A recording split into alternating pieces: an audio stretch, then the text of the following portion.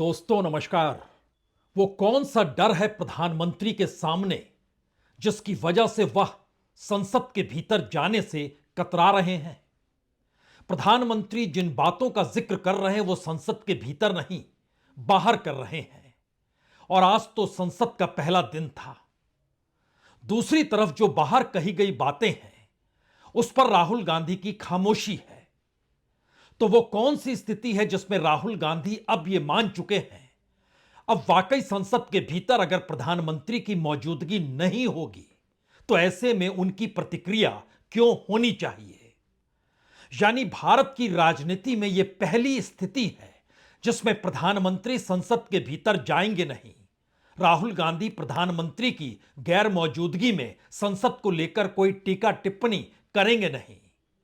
और सरकार यह मानकर चली है कि उसे जिस रास्ते जाना है उस रास्ते वह अकेले ही चलेगी। यानी उसे जरूरत विपक्ष की नहीं है। और विपक्ष अब इस स्थिति को मानने लगा है कि दरअसल संसद सिर्फ एक लोकतंत्र के नाम पर बहाना है। क्योंकि पहली बार प्रधानमंत्री ने जिस तरीके से आज पहले ही दिन खुले तौर पर यह कह दिया, बिहार की इतनी बड़ी जीत से कम विपक्ष उबर जाए, वह उस हार की माला पहनकर नहीं रहे। पहले ही दिन उन्होंने यह कह दिया कि ड्रामा पार्लियामेंट के भीतर विपक्ष को नहीं करना चाहिए। इस देश के भीतर मुद्दों की कोई कमी नहीं है। इस देश के भीतर हर मुद्दे के साथ इस देश की जनता की जरूरतें जुड़ी हुई है। लेकिन बावजूद इसके वो कौन सी परिस्थिति है जिसमें पहली बार विपक्ष भी अब यह मान चुका है कि किसी भी मुद्दे पर बहस करने से पहले उस मुद्दे पर तो बहस हो ही जानी चाहिए जिस मुद्दे को लेकर उनका अपना अस्तित्व खतरे में है। यानी जिस लिहाज से चुनाव आयोग काम कर रहा है, अगर यह काम करते रह गया तो जो सांसद इस वक्त पार्लियामेंट में बैठे हैं इसकी कोई गारंटी नहीं कि आने वाले वक्त में उसमें से कोई भी दोबारा पार्लियामेंट में पहुंच पाएगा। क्योंकि जिस रफ्तार के साथ सरकार चल रही है उस रफ्तार को बताने की जरूरत भी पार्लियामेंट के भीतर आकर प्रधानमंत्री की नहीं है। प्रधानमंत्री आज आए, संसद के बाहर उन्होंने मीडिया को संबोधित किया। उसके बाद वो राज्यसभा में गए। राज्यसभा में उन्होंने नए सभापति यानी देश के नए उपराष्ट्रपति का अभिवादन किया और उसके बाद वो वहां से निकल गए। ना किसी चर्चा में शामिल हुए, ना उस ढोल को पार्लियामेंट के भीतर जाकर पीटने की हिम्मत दिखा पाए कि बिहार में हम चुनाव एक ऐतिहासिक जीत के साथ हासिल कर चुके हैं।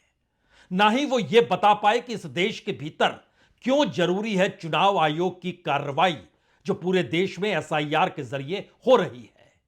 वो नहीं बता पाए या बताना चाहते नहीं है, या फिर वो जान चुके हैं कि दरअसल इस दौर में पार्लियामेंट के भीतर कदम रखना खतरे की घंटी है।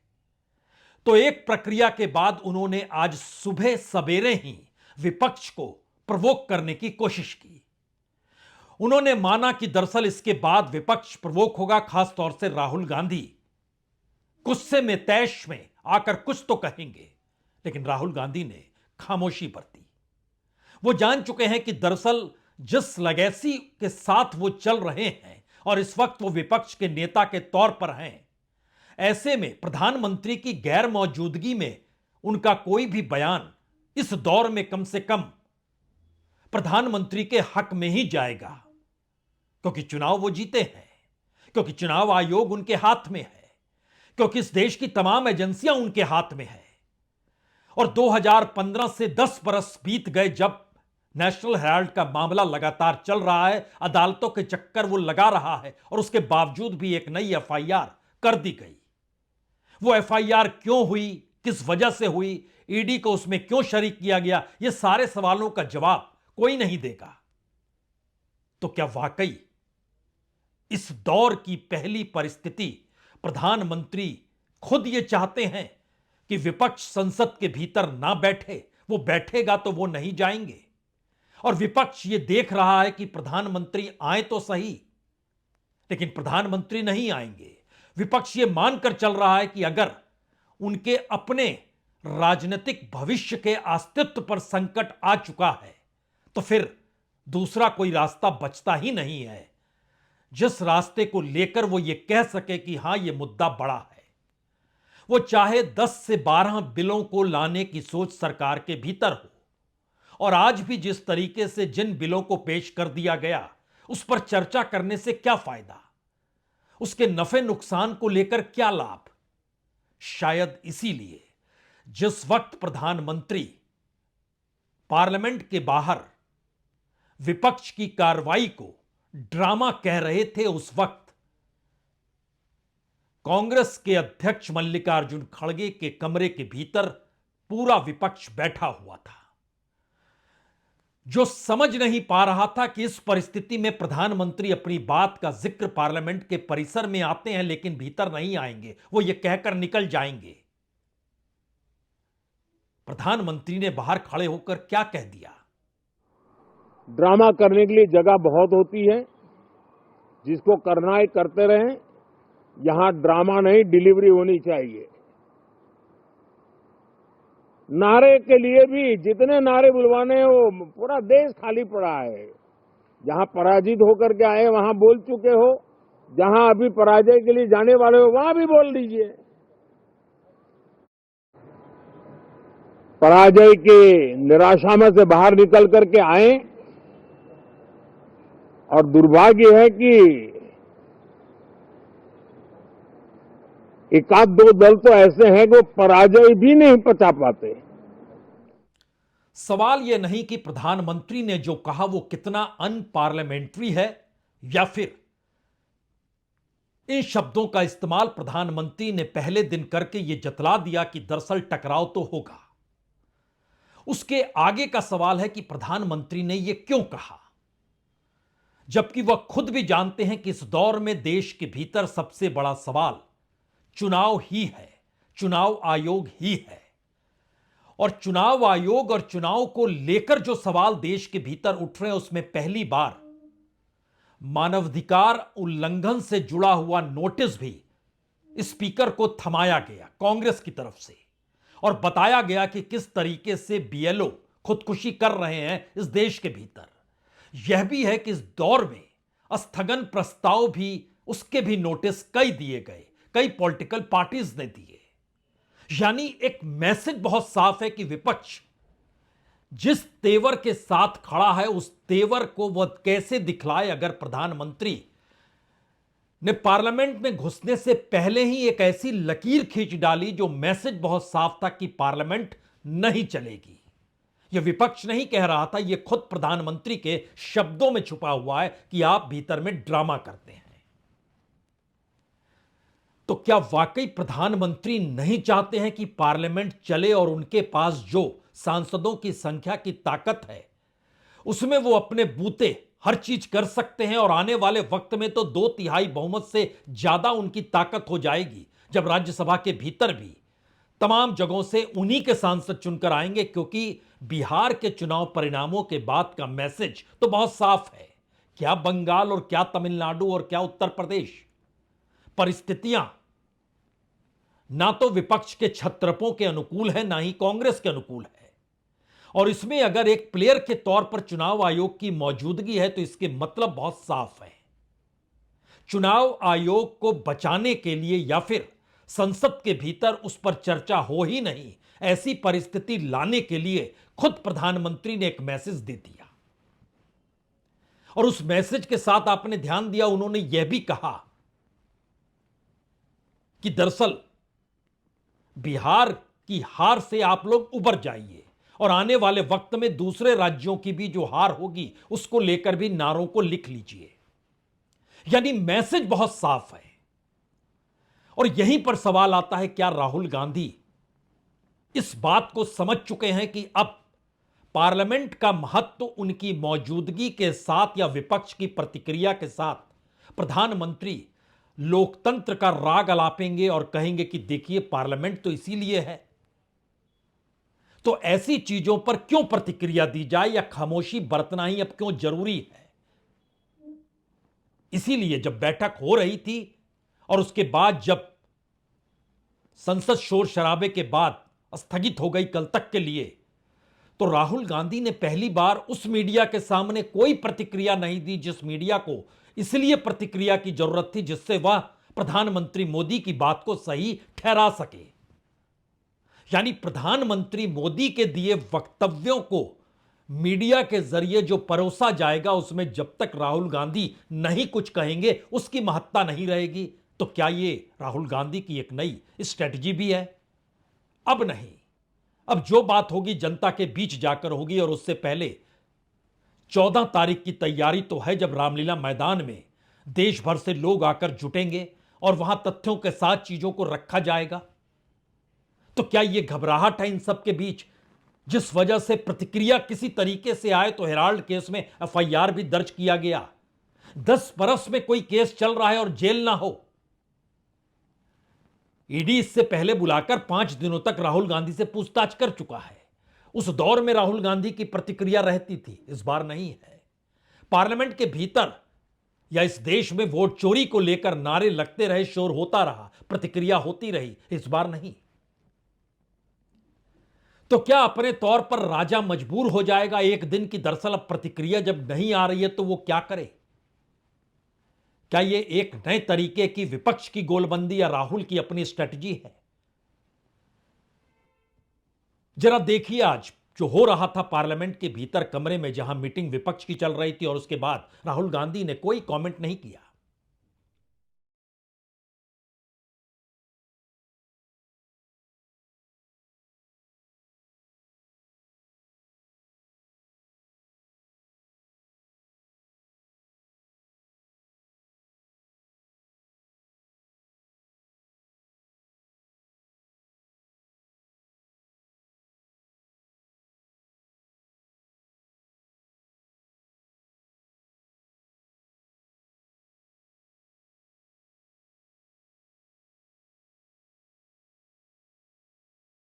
किधर भैया? Right side, right side. हटिए, हटिए। Thank you, brother. हटिए, हटिए। Sir, any comment on No, this? no, no. I'm not talking right now. Thank Sir, you. he's ready to give tips to the Congress party to car है perform पीछे। better. आराम से, आराम से, बैठ Prime ले, Minister बैठ said that, sir. Come, let me get it. जगह दीजिए। अब आप सोचिए 19 दिनों तक इस संसद को चलना है और 19 दिनों तक प्रधानमंत्री इस संसद के भीतर आपको दिखाई नहीं देंगे। 19 दिनों तक अगर राहुल गांधी भी इसी तर्ज पर खामोश रहते हैं तो इस देश के मीडिया के भीतर कौन सी खबर होगी? क्या प्रधानमंत्री जो कह गए उस खबर का कोई मतलब होगा? आने वाले वक्त में जो वो कहेंगे उसका कोई महत्व होगा? बीजेपी के नेता किसे कटघरे में खड़ा करेंगे, किस पर आरोप लगाएंगे, किसके जरिए अपने अनुकूल नैरेटिव बनाने की कोशिश करेंगे? ऐसा नहीं है कि विपक्ष की तरफ से कोई नहीं कह रहा है, लेकिन जो लेगेसी राहुल गांधी के साथ है या राहुल गांधी की मौजूदगी के आश्रय कांग्रेस और इस देश के अतीत की सत्ता को लेकर जो सवाल बीजेपी उठाती है, खुद प्रधानमंत्री मोदी उठाते हैं, गृहमंत्री अमित शाह घेरते हैं और उसके जरिए बीजेपी और आरएसएस पूरे तरीके से एक नैरेटिव और खासतौर से आईटी सेल बीजेपी का जो एक नैरेटिव बनाने की दिशा में बढ़ जाता है। अगर इस पूरी प्रक्रिया में राहुल गांधी 19 दिनों तक या कहें तब तक जब तक प्रधानमंत्री पार्लियामेंट के भीतर सदन में मौजूदगी आमने सामने की ना हो, अगर उन्होंने कुछ नहीं कहा तो क्या होगा? विपक्ष के नेता के तौर पर राहुल गांधी खामोशी बरतेंगे।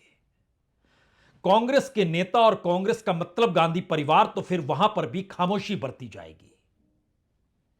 और इससे एक कदम आगे बढ़ के फिर क्या विपक्ष को निशाने पर बीजेपी लेगी? बिल्कुल नहीं। बीजेपी के निशाने पर विपक्ष कभी नहीं आता है। बीजेपी के निशाने पर राहुल गांधी रहते हैं। और यहीं से आज वो बड़ा सवाल खड़ा हो गया। अगर 19 दिनों तक प्रधानमंत्री पार्लियामेंट नहीं आएंगे, जो कि नहीं आएंगे, आज उन्होंने एक लकीर खींच डाली। जब पहले दिन नहीं तो फिर क्यों? हो सकता है आखिरी दिन वो आ जाएं। हो सकता है जब आखिरी दिन वो आ जाएं तो आखिरी दिन राहुल गांधी भी कुछ बोल दें। हो सकता है। लेकिन इस पूरी प्रक्रिया के भीतर पार्लियामेंट के भी लेकर जो 10 से 12 बिल रखने की जो सोच है, उसका क्या महत्व बचेगा? उसमें कॉन्स्टिट्यूशनल अमेंडमेंट का भी जिक्र है। उन बिलों के भीतर न्यूक्लियर आर्म्स को लेकर भी सामने रखा जाने वाला है। ये तमाम चीजें कोई मायने रखती हैं क्या या नहीं रखती है? क्योंकि इन सब के बीच जब प्रधानमंत्री ने आज कहा कि विपक्ष ड्रामा ना करे, ऐसा नहीं है विपक्ष की तरफ से प्रतिक्रिया नहीं आई। वो प्रियंका गांधी हो, वो अखिलेश यादव हो या दूसरे विपक्ष के नेता हो, सबने खुले तौर पर कहा ड्रामा कौन कर रहा है, यह तो पूरा देश देख रहा है। It's not drama. Speaking about issues, raising issues is not drama. Drama is not allowing discussion. Drama is not having a democratic discussion about issues that matter to the public. Drama तो आप भी जानते हो कौन करता है। ये मुस्कुराहट बता रही है कि ड्रामा कौन करता है। ड्रामा, डेमोक्रेसी, केवल इसलिए ड्रामा शब्द का इस्तेमाल करना क्योंकि डी से डेमोक्रेसी है। हम ये चाहते हैं कि सिंसियरिटी से काम हो एसआईआर पे और कोई भी मतदाता छूटे नहीं। जो ये जान जा रही है, ये भी ड्रामा है क्या? हमारे साथियों ये बताइए, जो बीएलओ ये जान चली गई जिनकी, तो ये क्या ड्रामा था कि जान जाना? अच्छा है विपक्ष के कई नेताओं ने बताया ड्रामा क्या होता है, लेकिन विपक्ष के किसी भी नेता की कोई भी प्रतिक्रिया मायने रखती नहीं है। और इन सब के बीच कांग्रेस के अध्यक्ष मल्लिकार्जुन खड़गे ने तो राज्यसभा के भीतर जब प्रधानमंत्री अपना भाषण देकर चले गए, वो भाषण चूंकि उपराष्ट्रपति नए बने, उनको सम्मान में दिया गया भाषण था, उसके बाद उपसभापति हरिवंश जी ने भाषण दिया। जब मल्लिकार्जुन खड़गे का नंबर आया तब तक प्रधानमंत्री जा चुके थे और मल्लिकार्जुन खड़गे ने एक और संकेत दिए कि इससे पहले जो उपराष्ट्रपति थे उनका तो विदाई समारोह तक नहीं हुआ। जाहिर है प्रधानमंत्री यह सब सुनने के लिए तो नहीं रुकेंगे। और अगला सवाल है, जो बात चुनाव आयोग को लेकर है और इस देश के भीतर चुनाव आयुक्तों की नियुक्ति भी जब प्रधानमंत्री ही करते हैं, तो उस पर जब सवाल लोकसभा में राहुल गांधी उठाएं और सामने प्रधानमंत्री हो, तब तो कोई बात होगी। अन्यथा कौन सी बात होगी जिसके जरिए यह कहा जाए कि सामने सत्ताधारी पार्टी बैठी है, उनके मंत्री नेता बैठे हैं और विपक्ष का नेता अपनी बात को कर रहा है और विपक्ष के नेता की बातों के जरिए प्रधानमंत्री अपनी बातों को सही ठहरा पाए, मीडिया इसमें लग जाएगा। उस पर ब्रेक लग गई और इस ब्रेक का मतलब बहुत बड़ा है। क्या वाकई प्रधानमंत्री ने जो आज ड्रामा शब्द कहा और बिहार में इतनी बड़ी जीत हुई, इसको लेकर सदन के भीतर भी कहने की हिम्मत वो जुटा नहीं पाए, तो क्या ड्रामा शब्द उन्हीं पर चस्पा हो गया? क्योंकि ड्रामा का मतलब तो तब होता जब विपक्ष का नेता उस पर कोई प्रतिक्रिया देता। जो ड्रामा कह रहा है, हमने उस पर खामोशी बरत ली, तो अब क्या बचा? और शायद इस परिस्थिति को आप लोकसभा के भीतर स्पीकर के उस भाषण से भी समझ सकते हैं, जो कि परेशान है। विपक्ष तख्तियां लेकर आ रहा है, विपक्ष नारे लगा रहा है, विपक्ष अपने तौर पर कह रहा है जो हो रहा है उसमें सबसे पहले चुनाव आयोग पर चर्चा होनी चाहिए। तो लोकतंत्र की दुहाई स्पीकर दे रहे हैं। विपक्ष लोकतंत्र को बचाने के लिए लोकतंत्र पर चर्चा करना चाह रहा है। एक नजारा लोकसभा के भीतर का भी देख जरूर लीजिए। माननीय सदस्यगण, आज शीतकालीन सत्र का पहला दिन है। मेरी सभी माननीय सदस्यों से ये अपेक्षा है कि वह सदन में रचनात्मक और सक्रिय भागीदारी निभाएं। लोकतंत्र में सहमति असहमति जनतंत्र में होती रही है। वैचारिक मतभेद भी होते हैं, लेकिन उसकी चर्चा संवाद से उसका समाधान निकलता है और सदन कभी बाधित नहीं होना चाहिए। ये परंपराएं लागू करो। तस्वीर बहुत साफ है। सरकार को विपक्ष की जरूरत बिल्कुल नहीं है। प्रधानमंत्री आए या ना आए, लेकिन यह देश संसद के नाम पर लोकतंत्र को जिंदा रखने का काम करते रहेगा। क्योंकि आज भी लोकसभा के भीतर होते हंगामे में जीएसटी बिल संशोधन, जो दूसरा संशोधन है, उसको पास किया गया। सरकार ने चालू फाइनेंशियल ईयर में उसे और पैसा चाहिए, 41,555 करोड़ अतिरिक्त खर्च चाहिए लोकसभा से मंजूरी भी ले ली। तंबाकू और पान मसाला पर सेस लगाने वाले 2 बिलों को रखा भी, जिसके जरिए जो जीएसटी अभी तक तंबाकू और पान मसाला पर जो 28% लगती है वो 40% होगी और इसके अलावे सेस भी लगता रहेगा। और खुद ही सरकार कह रही है कि हम 10 बिल लेकर आ रहे हैं, जिसमें एटॉमिक एनर्जी बिल है, higher education commission of India का बिल है, नेशनल हाईवे अमेंडमेंट बिल है, कॉरपोरेट लॉ अमेंडमेंट बिल है, सिक्योरिटी मार्केट्स कोड बिल है, Manipur goods and service tax amendment bill है, कॉन्स्टिट्यूशनल बिल है जो 131वां संशोधन बिल होगा, रिपीलिंग एंड अमेंडमेंट बिल है, ऑर्बिटेशन एंड कॉन्सिलिएशन अमेंडमेंट बिल है, और इसके अलावे एक इंश्योरेंस लॉ अमेंडमेंट बिल भी लेकर आ रहे हैं। सभी जरूरी बिल हैं, लेकिन विपक्ष की जरूरत सत्ता को नहीं है, क्योंकि प्रधानमंत्री ने तो पहले ही एक लक्ष्मण रेखा खींच डाली कि दरअसल विपक्ष ड्रामा करता है और बिहार की जीत से वो उबर नहीं पा रहा है। बिहार की जीत के पीछे चुनाव आयोग खड़ा है या एसआईआर की पूरी लिस्ट है, और यह लिस्ट अलग अलग राज्यों में जाएगी, ऐसे ही बनेगी, ऐसे ही जीत हासिल करेगी। इस पर भी प्रधानमंत्री चूंकि कह गए आप लोग नारे तैयार रखिए, जीत तो हमें हर जगह मिलेगी। यह मैसेज जो भी हो, लेकिन पहले दिन पार्लियामेंट के जरिए 2 बड़े मैसेज तो निकल कर आ गए। पहला बड़ा मैसेज तो यही है कि प्रधानमंत्री अब विपक्ष का सामना करने की स्थिति में है नहीं, क्योंकि इस देश के भीतर जो लोकतांत्रिक धागे हैं वही टूटते हुए पूरे विपक्ष को अब दिखाई देने लगे हैं, और विपक्ष की राजनीति में छत्रपों की पूरी कतार यह मानकर चल रही है कि अब उनका या उनकी हालत वैसी ही होगी जो तेजस्वी यादव की हुई। वो ममता हो, चाहे अखिलेश यादव हो, चाहे आने वाले वक्त में स्टालिन ही क्यों ना हो। तो प्रधानमंत्री अपने बूते चलाएंगे। बिल से काम नहीं चलेगा तो फिर कैबिनेट से चीजें पास करके इस देश को चलाया तो जाएगा, सिर्फ अपने जरिए, अपने लिए, अपनों के लिए। लेकिन दूसरा मैसेज उससे ज्यादा बड़ा हो गया।